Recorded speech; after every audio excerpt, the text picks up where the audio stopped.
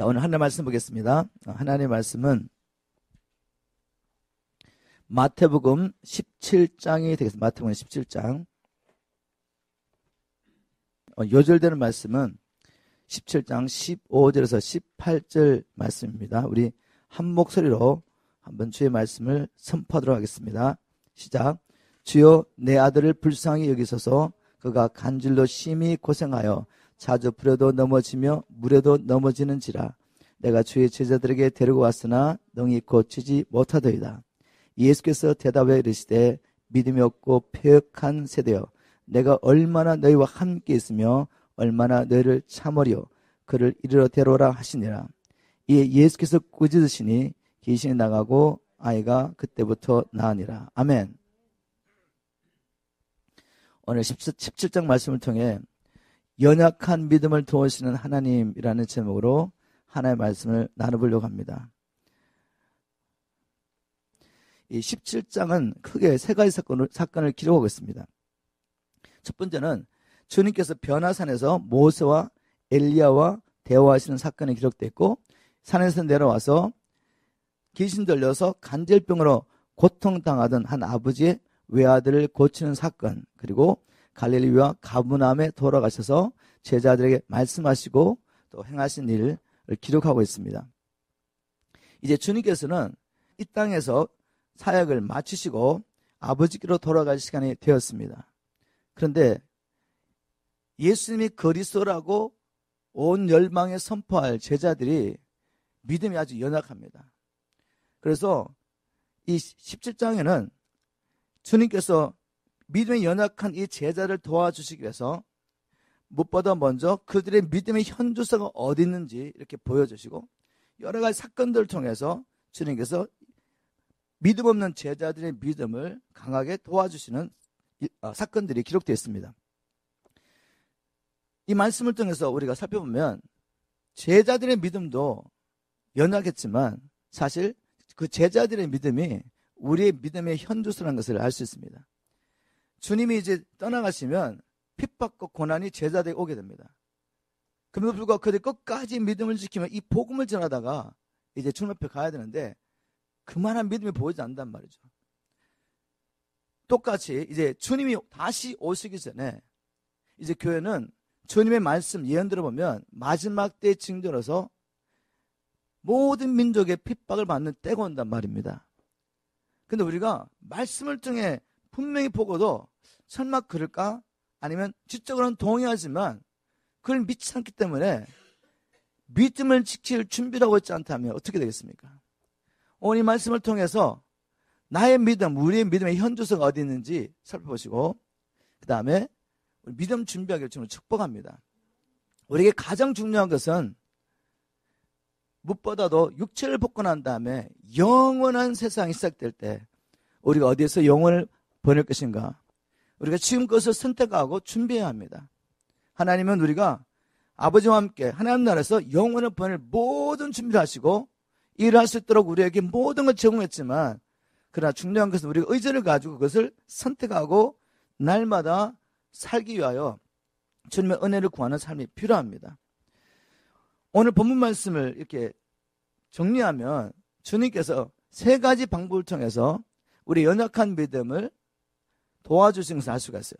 첫 번째는 뭔가 하면 우리 삶과 일어나는 사건들을 통하여 내가 지금 내 믿음이 어느 정도인지 볼 수 있도록 도와준다는 것입니다. 이 사건들 굉장히 중요합니다. 이는 믿음을 시험하는 사건이 없으면 나의 믿음이, 여러분이 믿음이 어딘지 알 수가 없어요. 그래서 하나님께서는 이 사건들을 통해서 제자들의 믿음이, 그리고 또 우리의 믿음이 어느 정도, 어느 수준인지 보여줬습니다.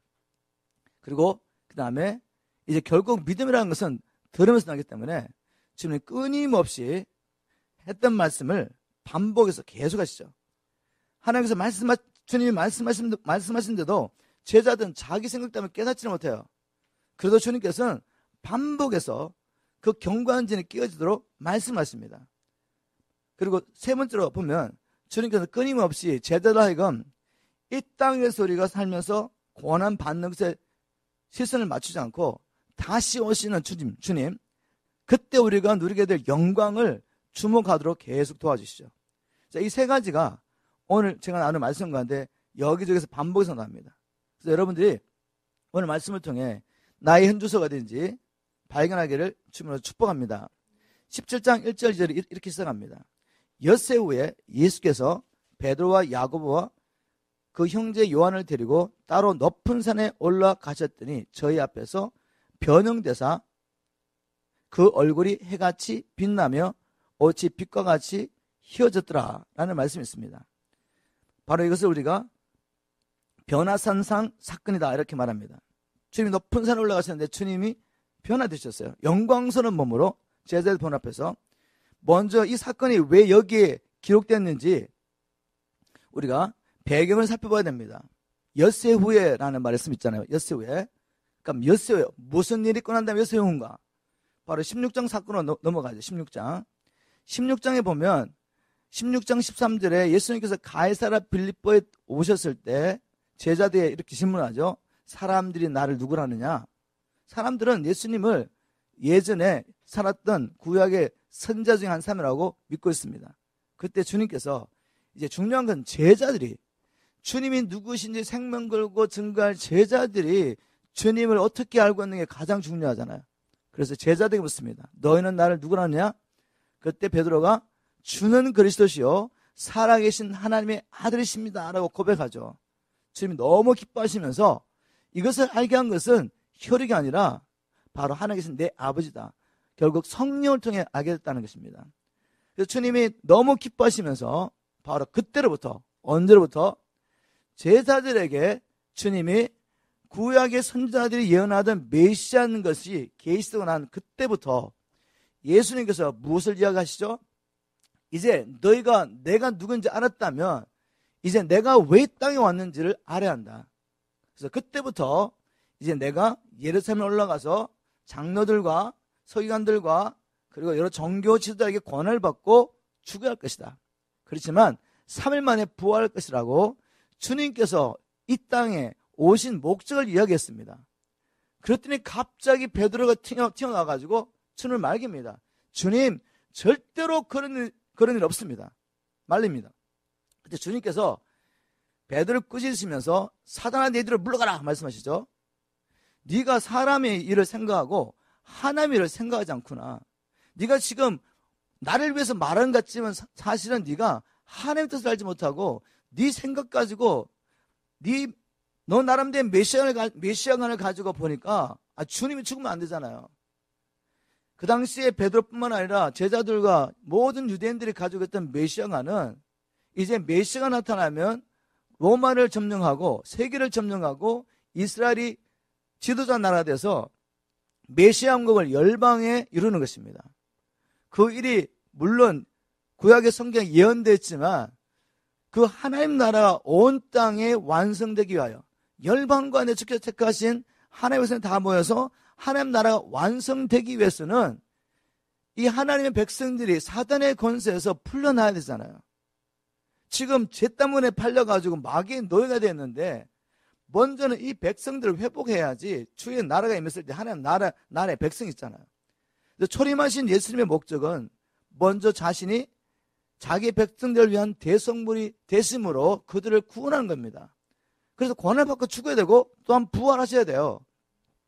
그런데 이 하나님의 경륜을 온전히 알지 못하고 하나님의 말씀을 보되 자기 입맛에 맞는 것만 골라가지고 믿고 있던 제자들, 그 당시에 유대인들은 이걸 받을 수가 없는 거죠. 이런 메시아가 무슨 메시아야 이렇게 생각하는 겁니다. 그러나 성경은 그렇게 기록하고 있지 않죠. 권한을 받고 죽으셔야 되고 부활하셔야 됩니다. 자, 이걸 이야기했는데 제자들이 이렇게 반응을 보니까 주님께서 그들을 책망하시며 하신 말씀이 뭔가 하면 누구든지 나를 따라오려거든 자기 부인하고 자기 십자가 지고 쫓아와야 된다. 이렇게 말씀하셨어요. 이거 잘 들어보십시오. 제자들에게 너희들 인간적인 생각하면 자기 부인하지 못하면 절대로 나를 못 쫓아와. 너희들이 자기 부인하고 너희들 십자가를 져야지 나를 쫓아올 수 있어. 여러분 주님 쫓아가지 않으면 누구 쫓아갈 겁니까? 세상 쫓아가고 내 생각 쫓아가면 멸망이야 멸망. 우리가 멸망받지 않고 주님과 함께 저 하나님 나라에서 발견되려면 주님 쫓아가야 됩니다. 자기 부인하고. 그럼 자기를 부인하고 주님을 쫓아가는 건 뭐냐 그죠? 주님이 자세히 설명하시죠. 뭐라고 말씀하셨냐면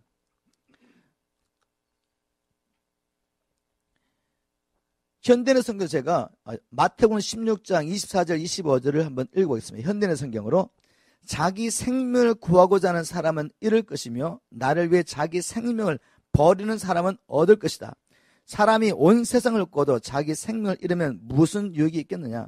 사람이 자기 생명을 무엇과 바꿀 수 있겠느냐? 자기 부인하고 십자가 지고 쫓아가는 것은 무엇이죠 여러분? 날마다 생명 주님께 드리는 것입니다. 목숨 거는 거야, 목숨 거는 거. 그죠? 목숨 걸지 않고 주님 쫓아가면 못 쫓아간다는 말이에요. 너무나도 도전이 되는 말씀이죠. 목사님, 예수님, 누가 그렇게 살 수 있습니까? 내 살 수 없는 것을 주님께서 살라고 말씀하지 않으니까 성경을 잘 보시란 말이죠. 그리고 그 방법을 차단해야지. 내 생각에 맞지 않다고 버려버리고 내 마음대로 사는데 어찌 주의 말씀대로 하나님 나라에 들어갈 수 있겠습니까? 하나님 나라에 들어가는 기준은 주님이 분명히 말씀하셨는데 분명히 은혜로만 갈 수 있는 길이 이 생명의 길, 좁은 길이지만 분명히 주님께서 또한 우리에게 말씀하시기를 나를 불러 주여 주여 하는 자마다 다 천국 가는 것이 아니라 내 아버지의 뜻대로 행하는 자에 들어갈 수 있다. 아버지의 뜻을 행하려면 내 뜻을 버려야죠. 자기 부인해야죠. 이제는 생명을 나의 뜻을 이루는 데 사용하지 않고 복음과 그리스도에서 내어놓지 않으면 못 들어간단 말이에요. 근데 여러분 잘 한번 생각해 보십시오. 내가 주님과 동행하며 주님을 쫓아가는 것이 얼마나 복된 일인가. 주님께서 우리를 불러주시면서 야 이제 나를 쫓아오너라, 나와 함께하자 라고 쫓아오는 것이 얼마나 복된 일입니까 여러분? 왜요? 우리가 땅에 태어날 때 어떤 존재로 태어납니까? 우리 모두는 범죄한 아담 안에서 함께 범죄하여 태어날 때 다 죄종 마귀의 노예로 태어납니다. 여러분 믿으십니까? 에베소서 2장 1절부터 3절에 분명하게 이야기하고 있죠. 바울이 너의 허물과 죄로 죽었던 너희를 살렸다. 복음인 우리를 살렸습니다. 우리가 어떻게 죽었었습니까 여러분? 죽었을 때 어떻게 살았습니까? 죽음이라는 것은 존재가 없다는 말이 아니라 분리예요, 분리. 죄와 허물은 하나님과 나의 관계를 끊어놔 버렸습니다. 그래서 하나님을 모르니까 나도 모르는 거죠. 그러면 이 사람도 어떻게 살았냐면 세상 풍속을 쫓으며 삽니다. 에베소서 2장 2절이죠. 우리가 그때 세상 풍속을 쫓으며 공중의 권세 잡은 자를 따랐다고 말합니다. 마귀에 속하여서 공중의 권세 잡은 자 마귀를 쫓고 살았다는 거죠. 이 마귀는 지금도 불순종하는 자에게 불순종하는 자 안에 역사는 영이라고 말합니다. 그때 우리 모두가 바울까지 포함해서 바울은 열심히 주변에서 산다고 성경 다 외우고 11조 생활하고 하루에 3번 기도하고 금식하고 이틀에 금식하고 이렇게 열심히 살고 있는데 불구하고 자기까지 포함해서 눈이 가렸을 때는 우리가 우리의 마음의 생각과 우리 육체의 욕심의 정욕과 우리 마음의 생각 따라 행함으로 본질상 하나님의 진노자 아니었다. 이게 바로 우리예요. 우리는 마귀의 종이기 때문에 이 노예가 예수님을 어떻게 쫓아갑니까? 예수님을 쫓아가기 위해서는 반드시 몸값을 지불하셔야 돼요. 이게 바로 이스라엘 백성의 역사 가운데 나타나잖아요. 하나님께서 이스라엘 백성을 아브라함 안에서 자기의 백성으로 택하였지만 그들은 400년 동안 바로의 노예로 살고 있었습니다. 이들을 이제 때가 되어서 하나님 백성 되게 하려고 합니다. 근데 바로가 그냥 놔주나요? 자기 노예인데 반드시 몸값을 지불해야죠. 노예값을 지불해야 되죠. 어떻게 바로가 그들을 놓아주게 되죠? 유월절 사건. 유월절 사건으로 말미암아 피가 쏟아지고 난 다음에 마침내 가게 하는 것입니다. 왜? 죄의 싹슨 사망이기 때문에. 겉으로는 바로가 붙잡고 있는 것 같지만 사실은 바로가 섬기는 세상신이 바로를 통해 하나님의 백성을 억압하고 있는 것입니다. 이스라엘 백성들, 애굽 사람들뿐만 아니라 가나안 사람들뿐만 아니라 이스라엘 백성들도 마귀의 종노하고 있잖아요. 근데 이들이 하나님을 쫓아갈 수 있는 사람으로 자유케 되는데 방법은 하나밖에 없어요. 노예값을 지불해야 돼요. 죄값을 지불해야 됩니다. 죄의 삭은 사망입니다. 그래서 어린 양이 피를 쏟은 것입니다. 이스라엘 백성이 떠날 수 있도록, 여러분, 우리가 주님을 쫓아갈 수 있도록 주님께서 우리를 초청하시며 함께 가자, 나를 따르느라 라고 초청하기 위해서 주님이 자기의 생명을 쏟으셨습니다. 이게 축복이죠. 이게 복음이죠. 주님께서 이렇게 피를 쏟아주지 않았다면 함께 가자고 말할 수 없어요. 나를 쫓아라고 말씀할 수 없습니다. 이렇게 자기의 생명을 먼저 주고, 이제 너 어차피 죽을 생명, 그 생명 내게 줄 수 없겠느냐. 그래 네가 나를 따를 수 있다. 이건 너를 위한 것이다. 아버지의 나라를 위한 것이지만 또한 우리를 위한 것이죠. 이 생명 안 주면 어떡할 거야 우리가. 주님이 아닌 다른 존재에게 생명을 줘야죠.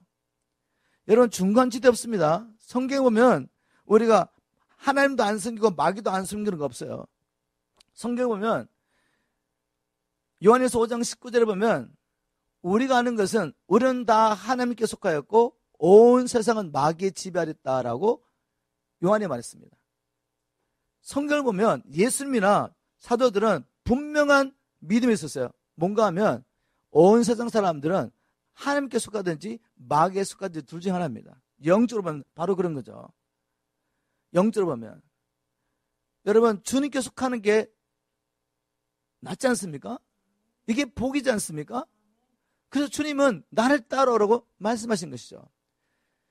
그럼에도 불구하고 이게 쉽지가 않습니다.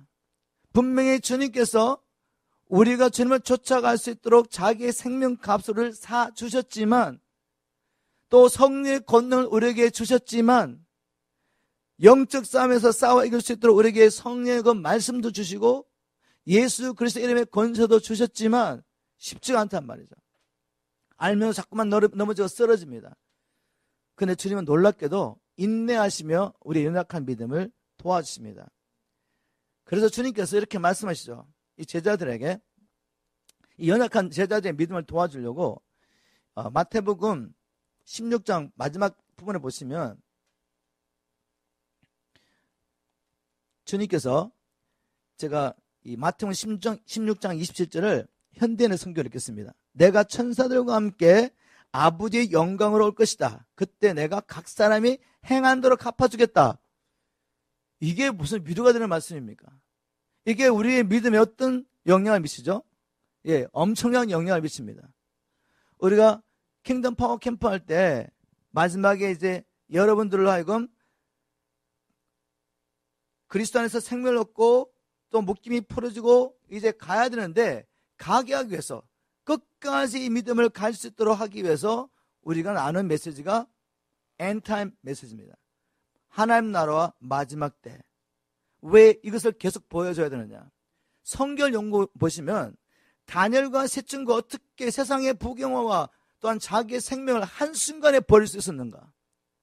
믿음의 사람들이 어떻게 자기의 생명까지 내어놓고 이 좁은 길을 갔는가 보면 미래의 영광을 보고 있습니다. 아브라함이 왜 천방에 살면서 그렇게 살았죠? 본향을 바라봤기 때문에. 이 땅은 잠깐이고 이제 곧 주님께서, 원래 하나님께서 이 땅을 창조하신 목적대로 하나님 나라 이루시려고 오신다. 오시면 그때는 지금은 하나님 왕됨을 거부한 자들이 자기 뜻대로 사는 것 같지만 결국 어떻게 됩니까? 하나님 왕되심을 거부한 자들을 내게 데려와서 죽이라고 주님 명령하시죠. 심판을 선포하십니다. 하나님의 주권, 하나님의 다스리심, 하나님 나라를 거부하는 모든 자들은 이 땅에서 마귀와 함께 제거될 것입니다. 그리고 저 불못에 던져질 것입니다. 오시면 행한대로 갚아줄 겁니다. 그러나 하나님 나라를 발견하고 진리를 깨닫는 자들이 이 땅에서 아버지의 나라를 구하면서 핍박과 혼란과 또 때로는 모든 것을 잃어버리고 생명까지 잃어버리지만 그 영광을 바라보고 있기 때문에 갈 수가 있다는 것입니다. 이게 비밀은 이게 비밀. 여러분, 끊임없이 땅에 있는 것을 바라보지 마시고 장차 오는 이 하나님 나라와 그 영광을 보시기를 주님으로 축복합니다. 지금 이 세상의 부귀하는 잠깐입니다. 육신의 생명, 살면 얼마나 살겠습니까? 100년 살겠습니까? 그러나 하나님 나라는 영원히 무너지지 않습니다. 그 영원한 나라를, 하나님 나라를 구하며 살았던 구원받은 하나님 백성들이 영원히 취할 것입니다. 그 나라에 들어가서도 영광이 다를 것입니다. 지금 내가 어떠한 믿음으로 사느냐가 바로 그것을 결정하는 것이죠. 그러고 난 다음에 주님께서 장철 영광에서 말씀하시고 난 다음에 제자들에게 뭐라고 말씀하시냐면, 내가 분명히 말하지만 여기 서 있는 사람들 가운데 어떤 사람들은 죽기 전에 내가 하늘나라의 왕으로 오는 것을 보게 될 것이다 라고 현대의 성경에 기록했습니다. 28절, 마태복음 16장 28절, 너희들 중에 내가 영광 중에 왕으로 오는 것을 볼 자가 있다고 말한 거죠. 바로 이 말씀을 하시고 난 다음에 엿새우입니다. 이 말씀을 엿새우에 이제 주님께서 변화산, 높은 산에 올라가셨는데 순간 변화되십니다. 제자들 보는 앞에서 바로 베드로와 야고보와 요한이 주님의 말씀을 성취하는 자가 되었죠. 장차올 주님의 영광을 잠깐 그때 본 것이죠. 순간 봤습니다.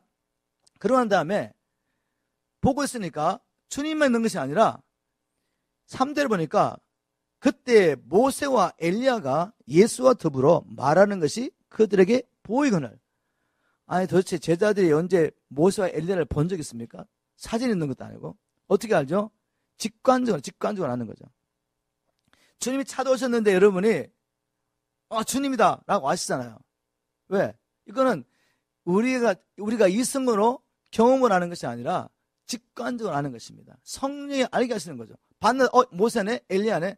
모세와 엘리야가 지금 변화된 예수님, 영광스럽게 변한 주님과 함께 대화를 하고 있는 것입니다. 그런데 이런 질문을 한번 해보세요. 아니 그 많은 구약의 믿음의 조상 중에 왜 하필이면 모세와 엘리야일까? 유대인들이 좋아하는 사람들 있잖아요. 아브라함 믿음의 조상, 다윗 왕 얼마나 좋아요? 근데 왜 주님께서 모세와 엘리야하고 대화를 하고 계실까요? 지금 마태복음에 기록되어 있지 않지만 누가복음 31절에 보면 모세와 엘리야가 나타나서 예수님과 하는 대화가 어떤 내용인지 기록되어 있습니다. 제가 누가복음 9장 31절 쉬운 말 성경으로 한번 읽겠습니다. 그들은 영광스러운 빛에 감사하여 예수와 더불어 이야기를 주고받았다. 어떤 이야기? 그들은 장차 예루살렘에서 일어날 일, 곧 예수의 십자가의 죽음에 대해서 이야기했다. 내용이 뭐라고요? 주님이 받으실 고난에 대해서 모세와 엘리야가 나타나서 예수님과 대화하고 있다는 겁니다. 그래서 왜 모세와 엘리야가 나타났는지 이제 알 수가 있습니다. 여러분, 모세는 율법의 대표입니다. 그죠? 엘리야는 선지자의 대표예요. 그래서 지금 이 사건이 왜 제자들에게 중요한가? 어떤 시점에서 주어졌는가를 생각해보면 이렇게 하는 게 맞는 거죠. 지금 제자들은 메시아 상에 대해서 왜곡되어 있습니다. 주님이 예루살렘 올라가시면 로마를 정복하고 메시아 온 걸 온 열방이 이룰 걸 기대하면서 그 나라가 있을 때 이 제자 중에 누가 좌의정하며 우의정하며 싸웠단 말이에요. 근데 주님께서 고난 받을 걸 말했단 말이죠. 그때 마음이 너무 힘든 거죠. 근데 이게 잘 받아들이지 않아요.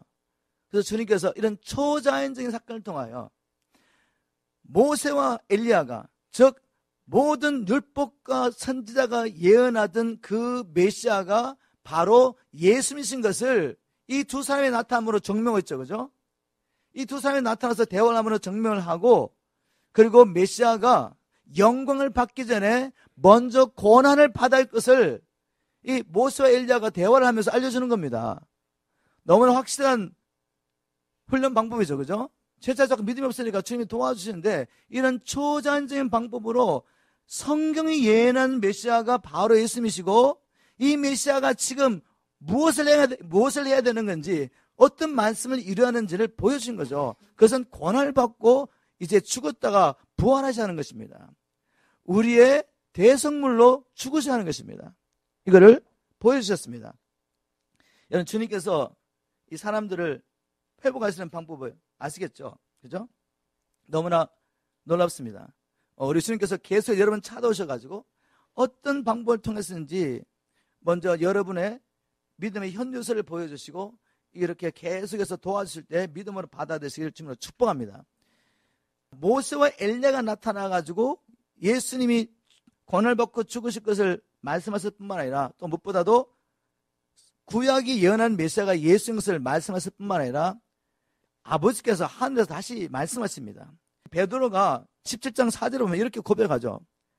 베드로가 예수께 여짜고 가로되 이르되 주여 우리가 여기 있는 것이 소소하니 만일 주께서 원하시면 내가 여기서 초막셋을 짓되 하나는 주님을 위하여 하나는 모세를 위하여 하나는 엘리야를 위하여 하리이다. 지금 여전히 베드로는 초점을 잃어버렸어요. 주님께서 왜 이런 행하시는지. 그래서 하늘에서 다시 소리가 있습니다. 말할 때 호련히 빛난 구름이 그들을 덮으며 구름 속에서 소리가 나서 이르시되 이는 내 사랑하는 아들이요 내 기뻐하는 자니 너희는 그의 말을 들으라 하시는지라. 여러분, 예수님께서 침례원을 통해 침례받고 올라오실 때도 성령께서 비둘같이 임함으로 예수님이 메시아인 걸 증명하시고 또 하늘에서 아버지께서 이는 내 사랑하는 아들이요 내 기뻐하는 자라고 증거하심으로 예수님이 메시아인 걸 증거하셨죠. 다시 아버지께서 이 연약한 제자들, 예수를 그리스도라고 증거해야 될 이 연약한 제자들의 믿음을 도와주시려고 하늘에서 말씀하셨습니다. 이렇게 확실하게 도와주시는 거죠. 우리 주님은 너무 좋으신 분입니다. 자, 그러면 이렇게 예수가 메시아인 것을 알게 됐으면 나가서 증거해야 되잖아요. 그죠? 나가서 선포해야죠. 근데 주님께서 산을 내려오면서 9절에 보니까 그들이 산에서 내려올 때 예수께서 명하여 이르시되 인자가 죽은 자 가운데서 살아나기 전에는 본 것을 아무에게도 이르지 말라 하시니. 아니 왜 또 증거하지 말라고 하시죠? 왜 증거하지 말라고 하십니까? 여기서는 어디 있죠? 인자가 죽은 자 가운데에서 살아날 때까지는 말하지 마라. 그 후에 말하는 거죠. 왜요, 여러분? 왜 그렇습니까? 예수님께서 메시아인 것이 알려지고 난 다음에 이제 내가 예루살렘에 올라가서 권을 받고 죽어야 하리라. 내가 이 땅에 온 목적을 이야기했습니다. 그때 베드로가 어땠죠? 베드로가 어떻게 했습니까? 예수님 꾸짖으시면서 안 됩니다. 안 됩니다. 안 됩니다. 막았습니다. 근데 지금 베드로뿐만 아니라 모든 유대인들이 이런 메시아관을 가지고 있단 말이죠. 잘못된 메시아관, 왜곡된 메시아관을 갖고 있는데 지금 예수가 메시아인 것을 막 계속 선포하고 이런 초자연적인 경험을 막 이야기하기 시작하면 어떻게 되겠습니까? 수많은 사람들이 예수를 쫓으면서 예수님 죽는 거 그냥 놔두겠어요? 안 놔둡니다, 여러분. 자기 뜻대로 왕 삼아가지고 자기 뜻대로 메시아 왕국 이루려고 하겠죠.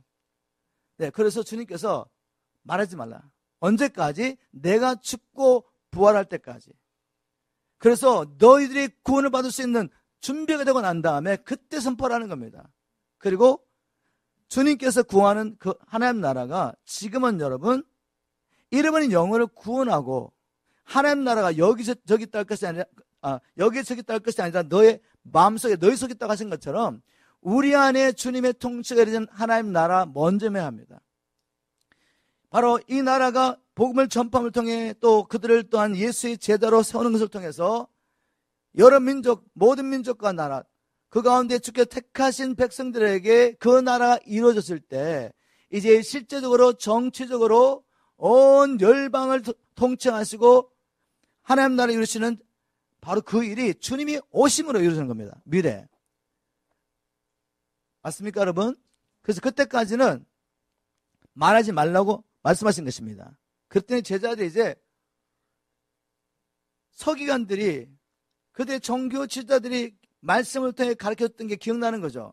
10절에 제자들이 물어 이르되 그러면 어찌하여 서기관들이 엘리야가 먼저 와야 하리라 하나이까.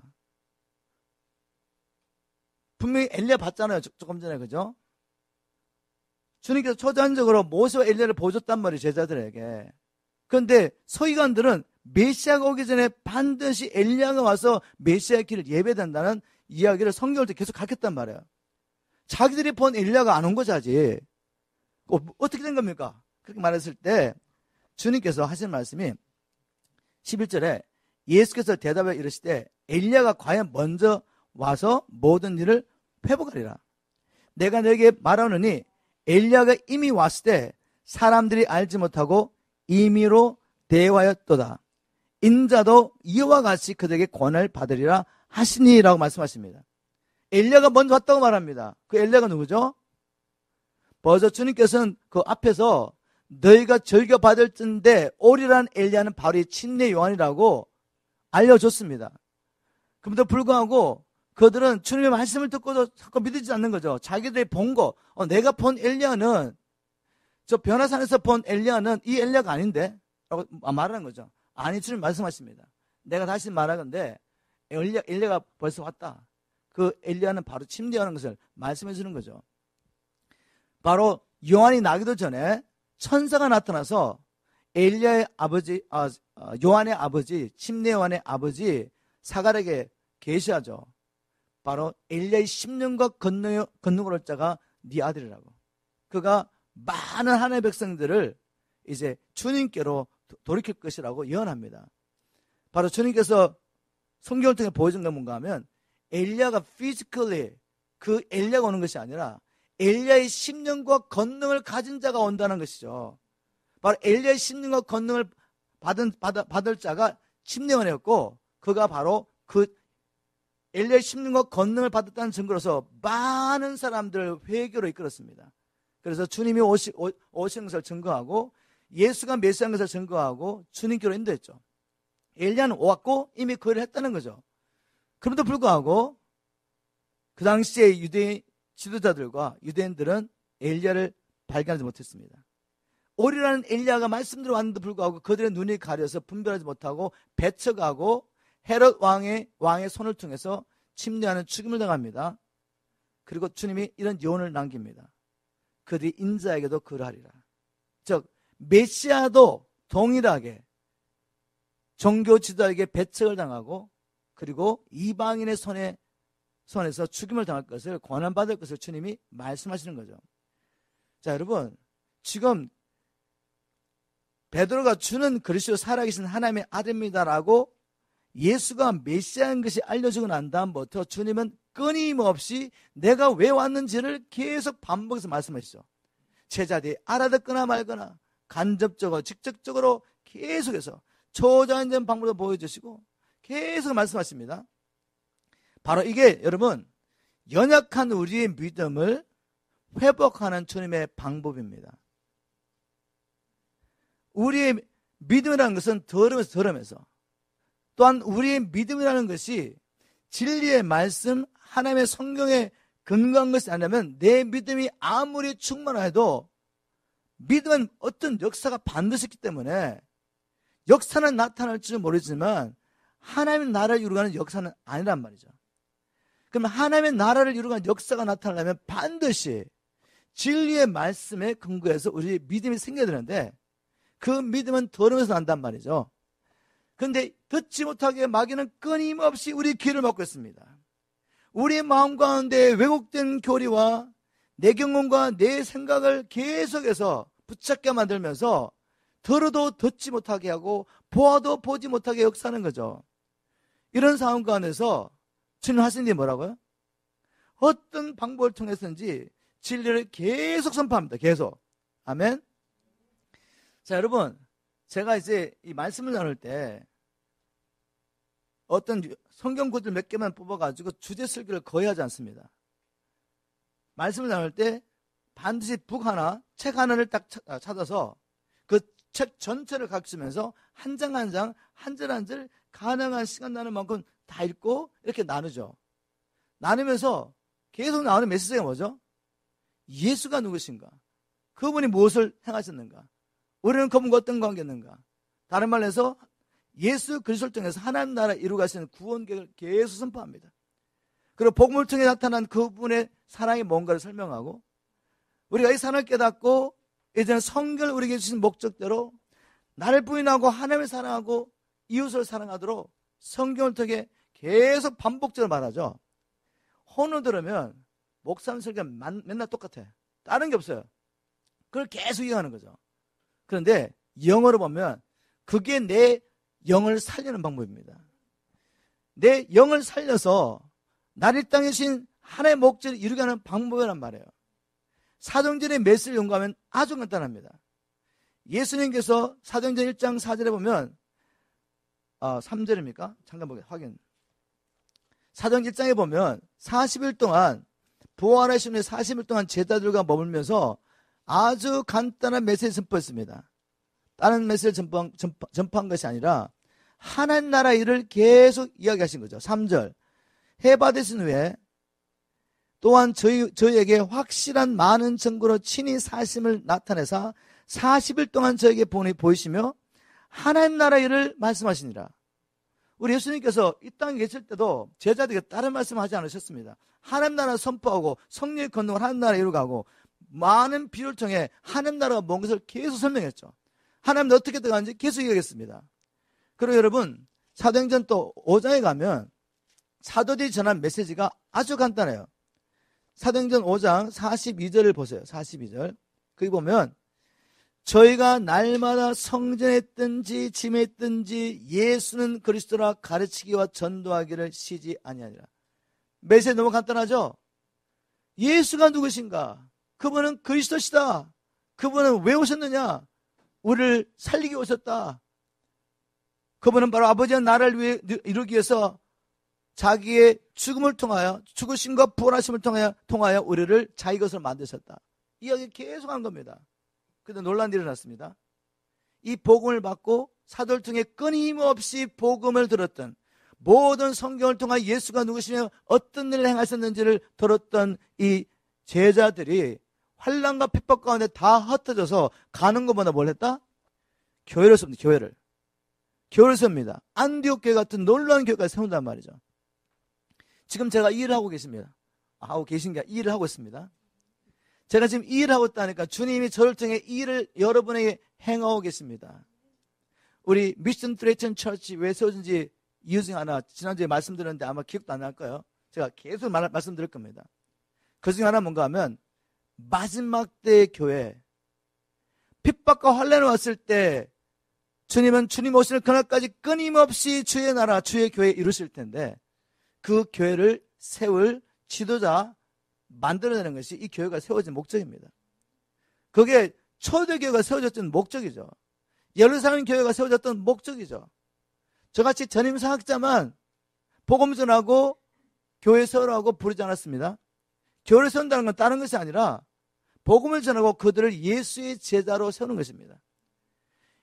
바로 예수를 믿고 예수님의 말씀을 따라 순종을 사는 제자들이 모인 공동체가 두세 사람이라도 모이면 주님이 함께 하심으로 교회를 인정을 받는 거죠.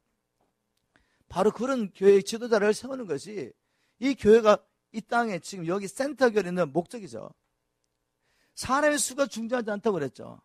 펑션을 해야죠. 교회가 교회로서 살아내야죠. 바로 그래서 여러분이 이 자리에 있는 것입니다. 그래서 저는 끊임없이 여러분들에게 모든 성경을 열어서 예수 그리스도를 통해 하나님 나라 이루가시는 하나님의 구원 계획을 계속 말할 겁니다. 안 들리다가도 어느 날 이렇게 깨어지고 들릴 때였단 말이죠. 제자들도 그런 일이 있었기 때문에 여러분들도 그런 일이 반드시 있을 것입니다. 그제서 제자들이 주님 말씀하신 것이 바로 침례 요한이구나라고 알게 됩니다. 자, 17장에 끊임없이 이런 사건을 통해 주님께서 복음을 선포하시며 이제 제자들에게 믿음을 지금 강하게 세워줍니다. 제자들의 믿음을 강하게 해주고 있습니다.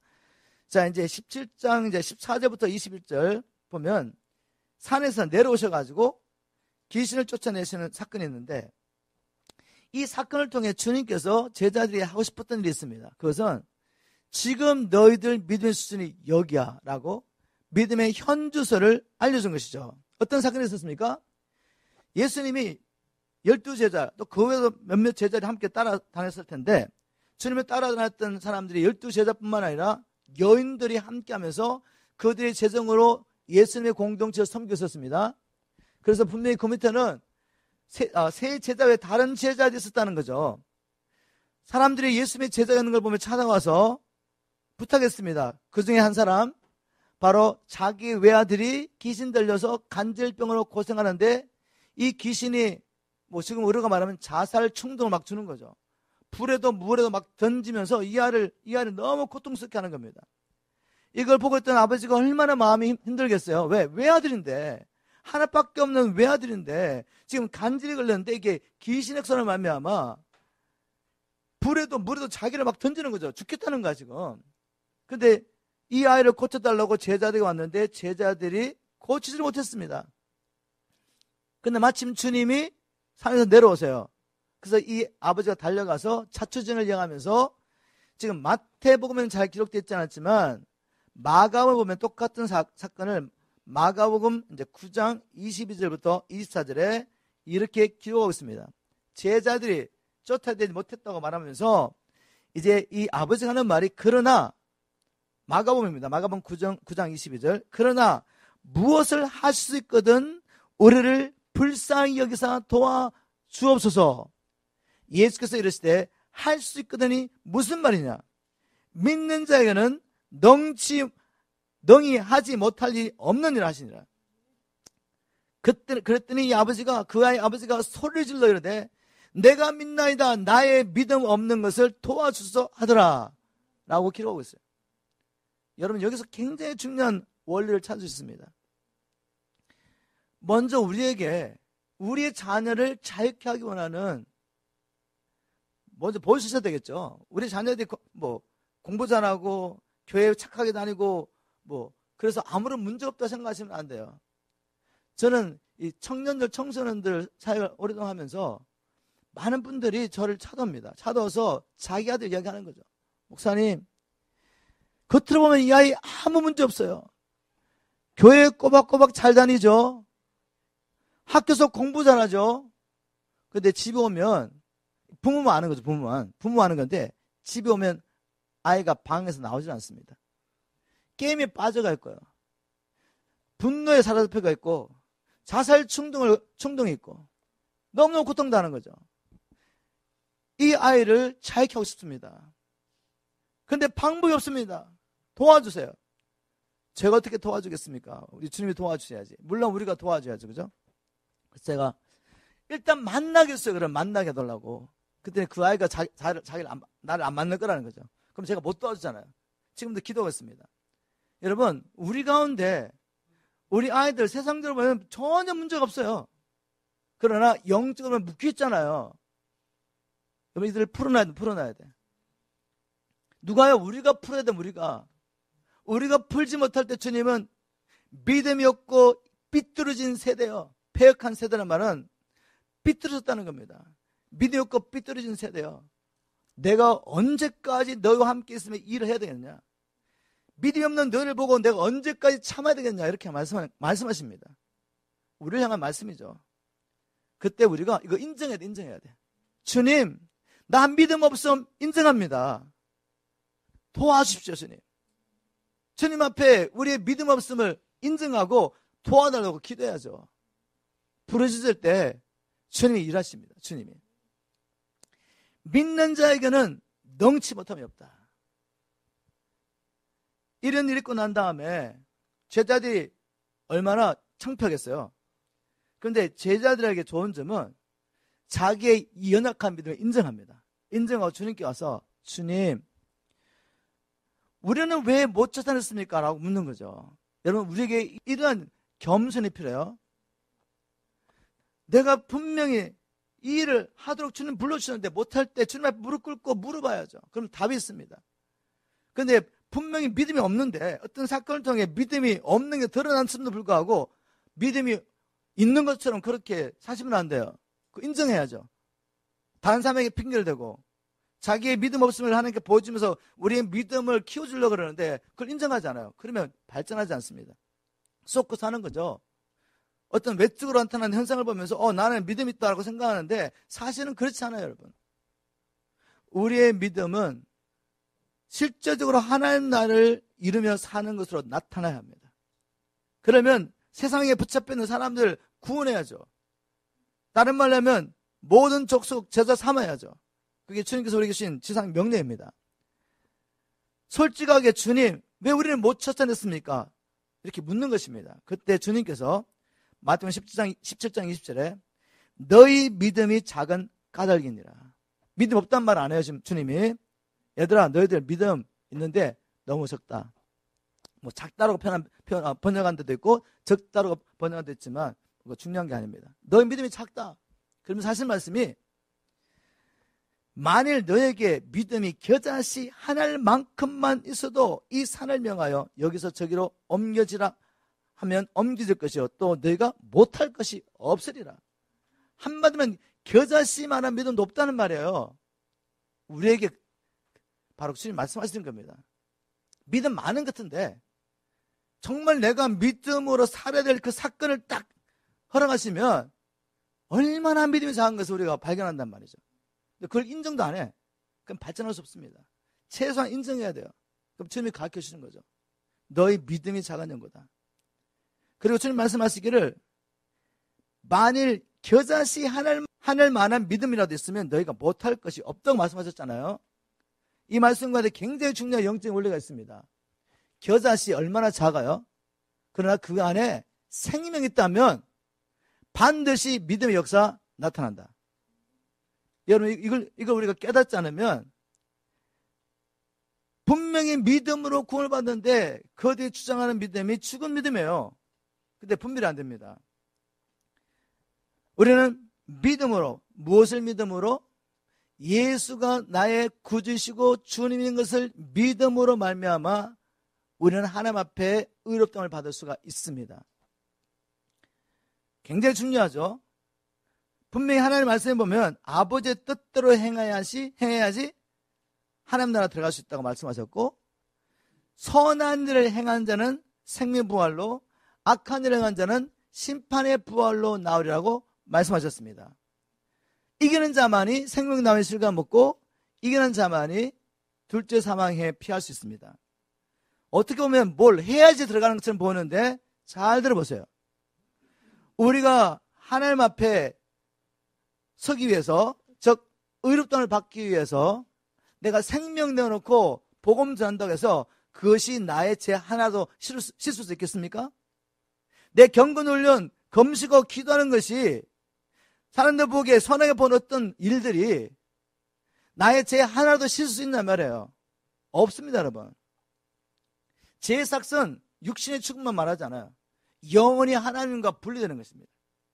그래서 영원히 저 지옥에 던져지는 것이 죄의 삭 지불하는 방법인데 우리는 이미 많은 죄를 졌고 저기 불못에 던져지는 것 외에는 대책이 없는 사람이죠.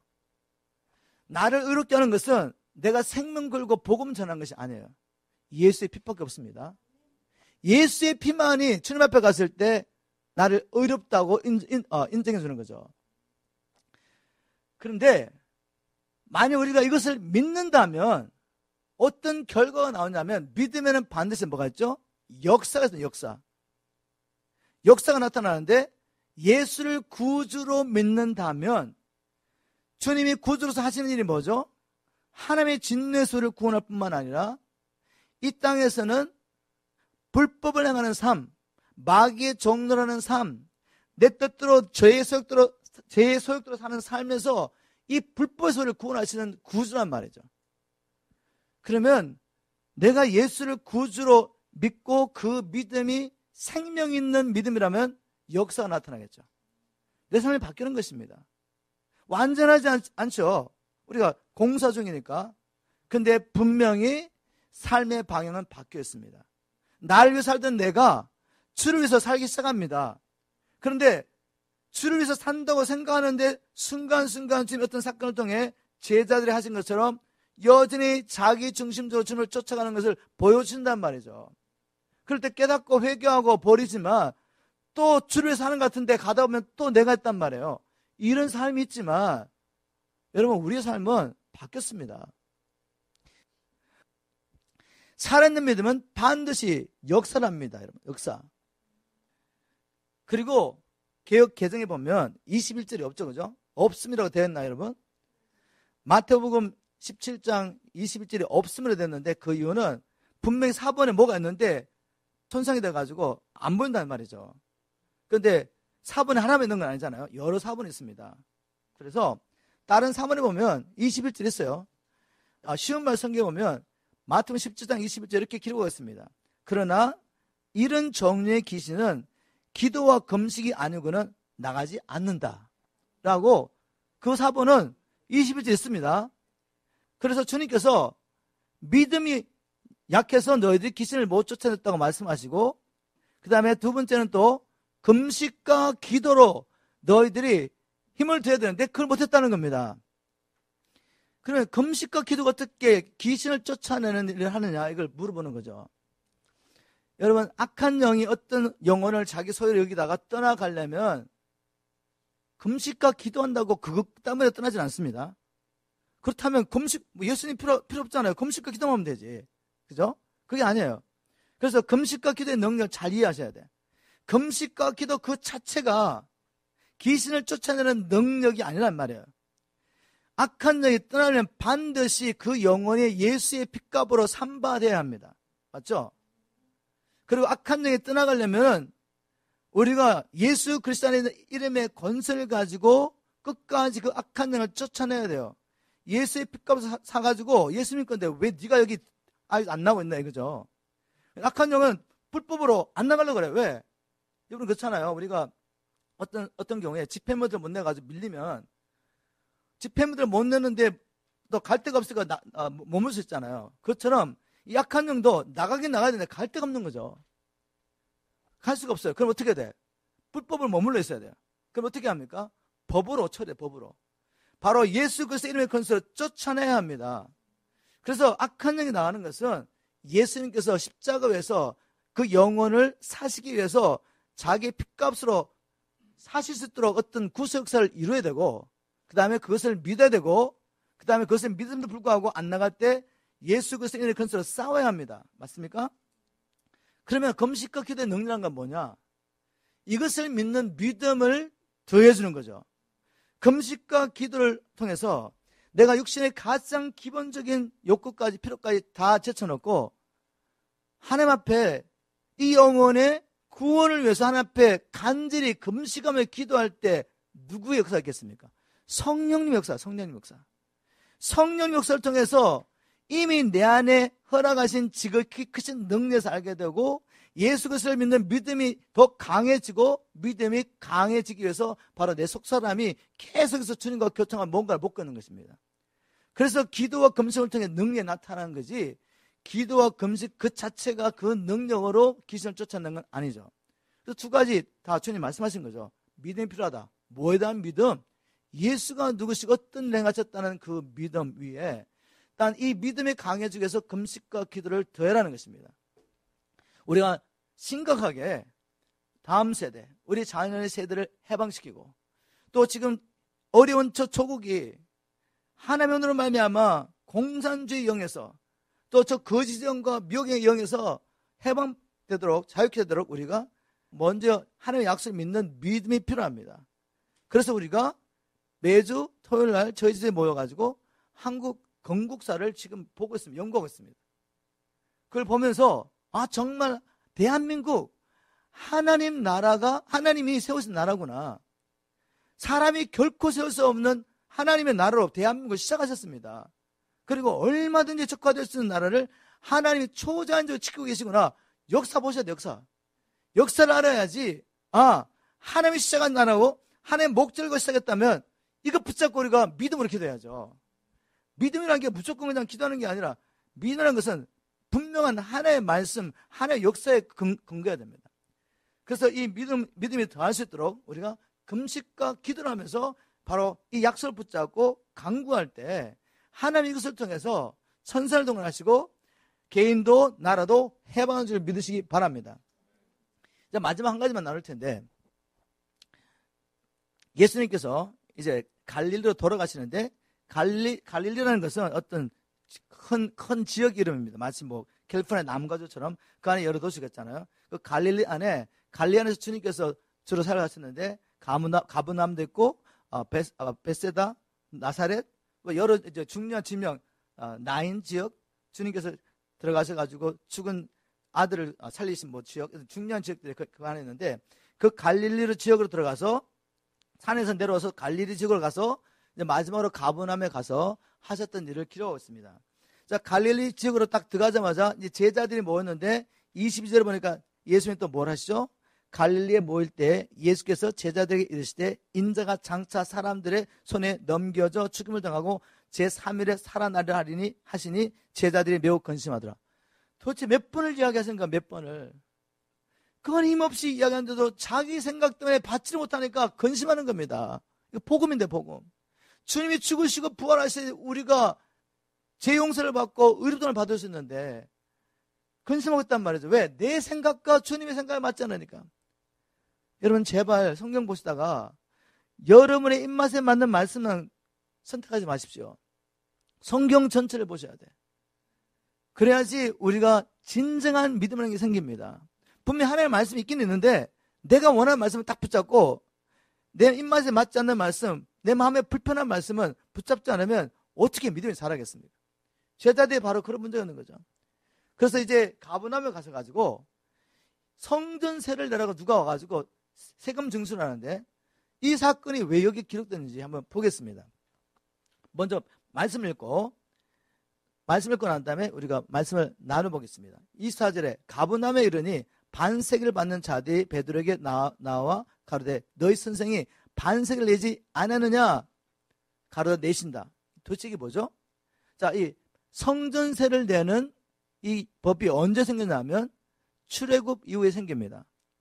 출애굽기 30장 이제 12절부터 15절 말씀 성전세 내는 법이 생긴 유래를 제가 잠깐 나누겠습니다. 쉬운 말씀 읽으면 아주 편안하게 이해할 수 있습니다. 출애굽기 30장 12절부터 15절에 보면 너는 이스라엘 백성들의 수를 세워 인구조사를 하여라. 그때 각자 자기 목숨값으로 속전을 나 주에게 바치게 하여라. 그래야 인구조사할 때 전염병이 돌지 않게 된다. 인구조사를 받은 사람은 누구나 성소에 서서는 세겔로 반세겔을 내야 한다. 한 세겔은 20게라이다. 이 반세겔이 주께 바치는 예물이다. 인구조사를 받은 사람 가운데 20살 이상 되는 자들은 누구나 주께 이 예물을 바쳐야 한다. 너희 목숨값으로 반세겔을 주 앞에 바칠 때는 목숨값으로 바치는 반세겔입니다. 부자라고 해서 더 바칠 필요도 없고 가난한 삶이라고 덜 바쳐서도 안 된다. 자, 여기 자세하게 왜 이 성전세를 내야 되는지 이야기합니다. 이건 속전이다, 속전. 그러면 누가 내느냐? 2세 이상. 얼마나 내느냐? 반세겔. 부자나 가난자나 관계없다. 바로 이것을 통해서 반세겔을 받고 이걸 가지고 성전을 관리하는 데 썼지만 그건 표면적인 것이고 여기에는 복음입니다. 복음. 복음이 있습니다. 뭐가 복음이냐? 이스라엘 백성들이 바로의 건세에서 나오게 된 것은 그냥 나온 것이 아니다. 너희들이 나의 백성 된 것은 그냥 된 것이 아니야. 그것은 속전이 치불됐기 때문이다. 이걸 가르쳐주기 원한 겁니다. 그 속전이 뭐예요? 그때는 어린 양이 피었어요. 그것은 곧 예수 그리스도의 핏값으로 말미암아 구약시대 이스라엘 백성들도 사단의 권세, 그 당시 이집트 왕을 다스리고 있던 그 어둠의 권세로부터 해방된 것입니다. 그것을 계속 기억하라. 여러분, 왜 이 속전에 대한 이야기가 지금 여기 이 시점에서 기록됐을까요? 메시지가 똑같습니다. 내가 지금 왜 왔는지 아느냐? 나는 속전, 너희들의 속전을 온 거다, 속전.